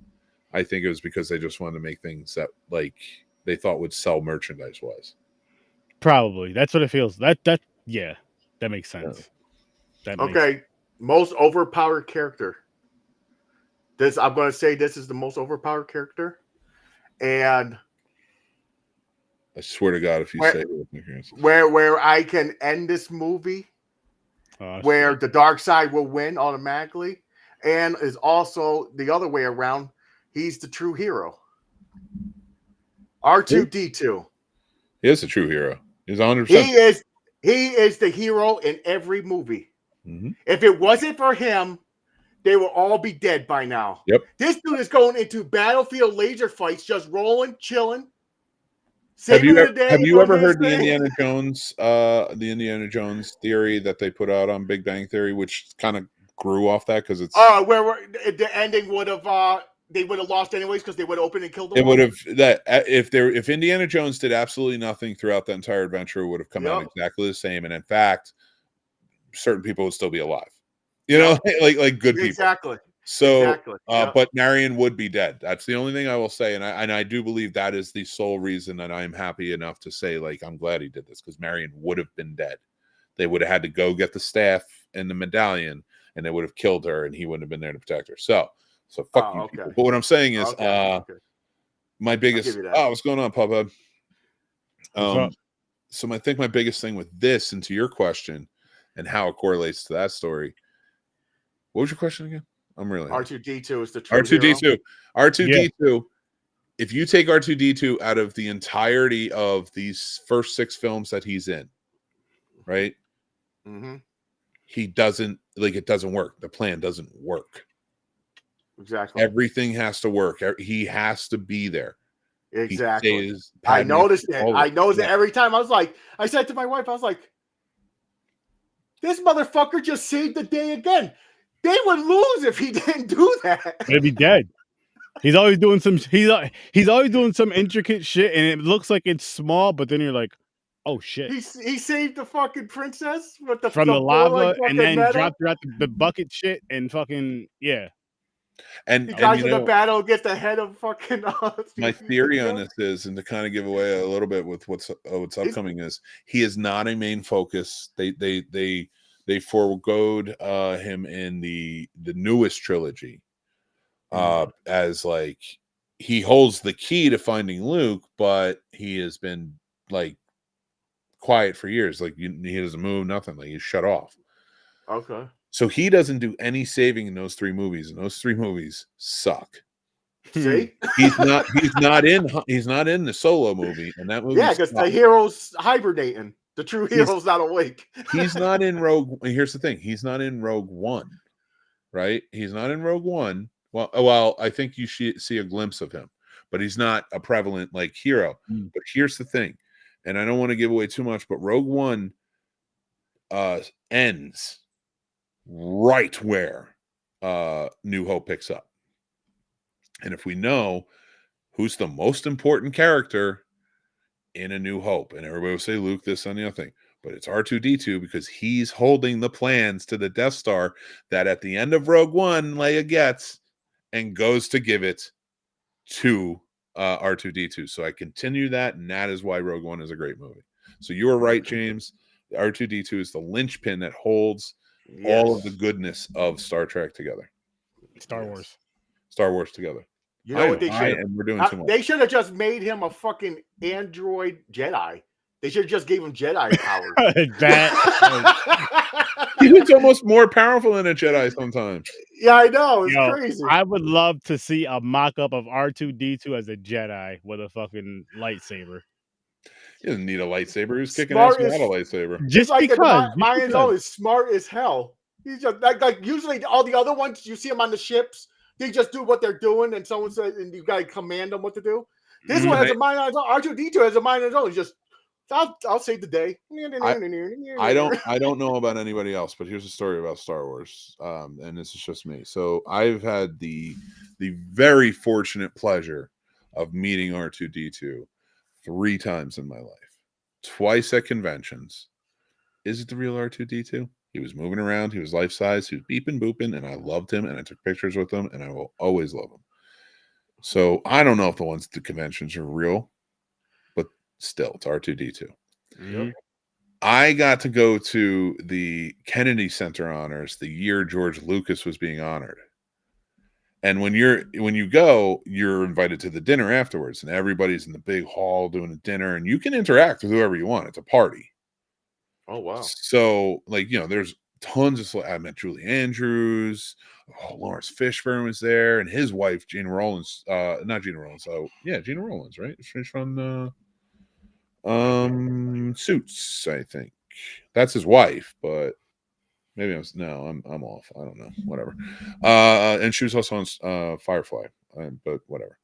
I met them, but George Lucas was like a starstruck. Like I was like, my wife walked over and she's like, "You should go." He's like, "Right there, go talk to him." I'm like, I don't know if I can.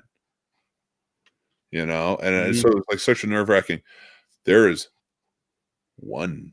Well, actually, there's two, but really one that I jumped for joy to meet, and because they came from Lucas's Skywalker Ranch, and that was C-3PO and R2-D2 walking all around. That's dope. And I will tell you that out of all the celebrities, and there were tons more, I can't remember them all right now, but there were tons more. Those were the two I was like, can I take a picture with you guys? Like, I'm asking these androids from this movie that are walking around for the other guy who made him. And I'm like, can I take a picture with you? That's hilarious. Oh yeah, I would do the same shit. But that's what I mean about R2-D2. And here's another story to why R2-D2. Fuck, James, you're a genius. If we pick Spock as the face, R2-D2 has to be the face of the other. Exactly. It has to be. Even my Star Wars merch on my store is the first one I ever did was R2-D2, and it says "Go beep yourself." Like it's just like I love R2-D2, but do you know what Jon Favreau, the director of Iron Man's first tweet when he joined Twitter was? Now fucking stupid. But his first tweet was to announce Iron Man. Do you know how he did it? That he was directing Iron Man. He did R2-D2 in the Iron Man colors. Oh, that's dope. And it was a picture, and he posted it. That's how big of a fan he is of this, and how she knows. And that's why I'm like so... Like R2-D2 is just that. So James, I'm right there. I think he is the face. Yeah. So. But couldn't you add Yoda to that too? Yeah, I mean, Yoda. Yeah, well, Yoda is everybody. Yoda just by how he talks. Everybody just knows who Yoda is. Like, but he's not the main focus of the movies, though. Like he'll see him in a scene that he disappears, and it's basically. Okay. The Jedis and pick all of us. Let's go around the horn. That's the picture. That's the picture he posted on that's Twitter. Awesome. I love it. As soon as he did it, I followed him to because I wanted to have all the update. Well, first of all, I love Jon Favreau, but I wanted all the updates on Iron Man and such because it seems so weird. But let's go around and do five. Five most recognizable characters from Star Wars for you. We're not going to do ships but like the five most recognizable faces that you think universally people would immediately know as soon as they saw it. All right, want me to go first here? Yeah. Okay, absolutely. Darth Vader. That's a great one. Yoda. Obi-Wan. Stormtrooper. R2-D2. Well, I can keep going. Then you got CP3 because they're usually a pair. Your top five. That's your top five. You're saying the top five. Well, I remember if someone mentions Star Wars, those are the top. Okay, cool. No, it's not a bad list at all. Let me throw myself in a hot seat. Can't wait. Which I'm gonna be copying some of James's, but I'm not copying some of James's. But for me, C-3PO, R2-D2, Chewbacca, Yoda, and Darth Vader are like the first five I think of. Luke would probably be 6 or 5B. Yeah. I'd say character-wise, the first five anybody thinks about, in my opinion, and universally known. Like you never had to see Star Wars to know, but you know these characters. R2-D2. Chewbacca. Darth Vader. Mm-hmm. Yep. I would go with what's his name, Darth Vader, and then C-3PO. Okay. And then I would say probably Leia or Yoda. Oh yeah, yeah. The buns. Yeah. How many times have we seen them parodied and people are people dressed up as Halloween costumes and everything. Yeah. Yeah. You can just see an outline of you can see like different silhouette outlines of different women with all different hairstyles, and they can all be from movies. But if you see the buns, you know who that is. Yep, Leia's buns. That's true. That's true. That's true. And not the other buns, hon. But I mean, I'd put Yoda up there with it, but I'd put him in a 5. I'd say everybody else is more recognizable. Yeah. I mean, yeah. I mean, there's a lot of characters out of this that are like really popular. BB-8 is high on my list, and he's newer. He's only in the newer ones, but because kids have BB-8 shirts, that's who they banked on. That's why they sidelined R2-D2. So throwing him out there, he's everywhere. So like, I do think for kids, if they've never seen the movies, they still like, oh, you know, you know who Freddy Krueger is. You may have never seen the things though. Mm-hmm. Yep. Same thing with this. Yeah. And these, oh man. Like I still can't get over how good the Wrath of Khan was for the movie and the fucking episode. Like it and I think that's another reason that it's tough for this Star Wars episode for me for this movie, because that just blew this out the water. Like if I know this is a versus, Star Wars blew this out Star Trek blew this out the water. You're never gonna see it go back. That's the thing. Like, it's never going to shift back for you because you're watching all of them in order of chronological order. So it's your very next one after Revenge of the Sith is a solo story. And you are doing chronological. Are you doing it when they came out, or how you doing? We're doing them in chronological. Okay. No, I'm sorry. It would be solo story, and then it would be Rogue One, and then it would be A New Hope. And by the time you get to A New Hope, it's Undiscovered Country, which is a good movie. It's a very good movie, one of my favorites. But it was a good movie. But it's A New Hope. And then you have Generations, which is great. You got Kirk and Picard together, and then you have Empire Strikes Back. Like, any fan of either are going to be like, if you go against Empire Strikes Back, you're an idiot. Like, but I'm so anxious to see what people think. Empire Strikes Back is one of the popular ones I remember watching. It's my favorite. That's like one of the top. That's the ones I can't wait. The trilogy is what I can't wait to get to. The trilogy is what I'm excited for, because that's one that I know and always freaking. And I haven't seen them since childhood, so I'm super excited to see those. Now the trilogy is Empire Strikes Back, Return of the Jedi, and New Hope's Empire and Return. Okay. Which is actually another tidbit for next week's movie, so everybody knows. The title is the title of the movie is Revenge of the Sith. And the reason they chose that for this is because the original title for Return of the Jedi was Revenge of the Jedi. And it got really negative reviews, from like the focus groups and stuff, because the Jedi aren't supposed to be revenge bound. And it seems like too dark of a title for it. So they went with Return. And serendipitously, I think that works out, because Revenge of the Sith. Actually, you should watch the video where they rename all the titles that match the other movie better. So stuff like that. So it's pretty cool, and they've done it on TikTok. But yeah, like there's some very cool things coming up, but it's never really going to be matched up again. Like the best on one side is way better than what it's up against versus. But it's actually kind of cool too, because you can compare them. And I would ask that, would you guys be willing to rank all of the movies after you watch them in order of your favorites? Yeah, I mean, because we already do our ratings and they save the ratings. That's true. So that's true. Yeah, we should be able to do that. Yeah, we should be able to do that. I would even say on your Letterboxd, make sure you do those lists too, because like these lists are important for geeks and movie fans. Yeah, honestly, I mean, before we wrap it up for this, what we could do is maybe do the episode. Like, it'll be the last episode of the thing. We could kind of talk about it, and before we ended up put our movies in our ratings, and then just put the list out on Letterboxd after. So you come here first to get it live, and then after you go get it out on our Letterboxd. That's how we're gonna do that. But this was a good this is a really good nerdy conversation. I know we were jumped all over the place, but we kept it. We didn't go too weird, too crazy. We did a good job. We kept it like in the nerdism. Fun space shit, but we still kept it like in the space stuff. We dove around with these movies, but now it's time to dive around with our significant others, if you know what I mean. That's true. What's that being said, we're gonna wrap my old ass going to bed. Birthday tomorrow. Happy birthday, brother. Happy birthday.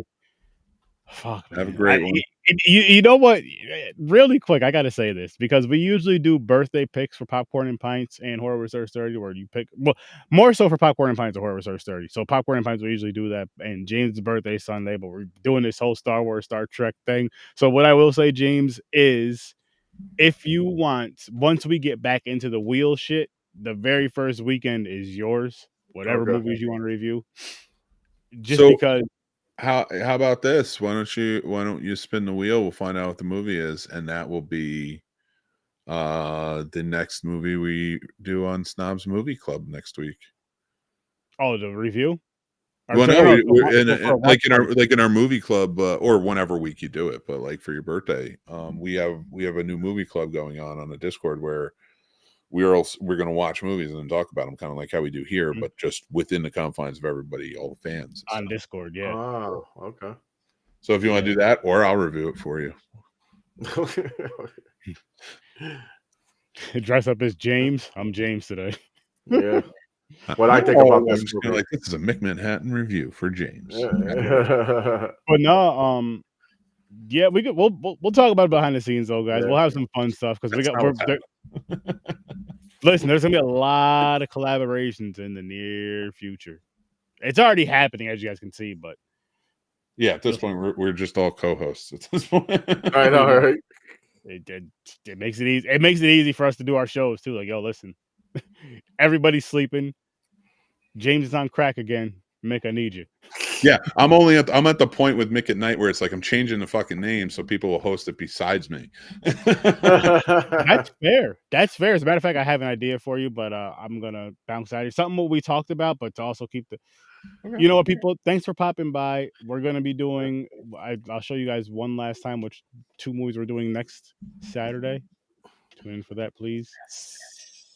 I can't wait for this. It's going to be a great, great time, but we greatly appreciate each and every single one of you who are here on the live or here. You know, you can come back and watch it later on. We're fine with that as well. But thanks for popping by. We greatly appreciate you. Go check out Popcorn and Pints. Go check out Horror Research 30. Go check out Worst Damn Gamer. Go check out Stories from a Bar. Go check out The Scene Snobs. Go check out 3 Geeks. There's a lot of stuff. And go check out whoever else we fuck with. With that said, peace.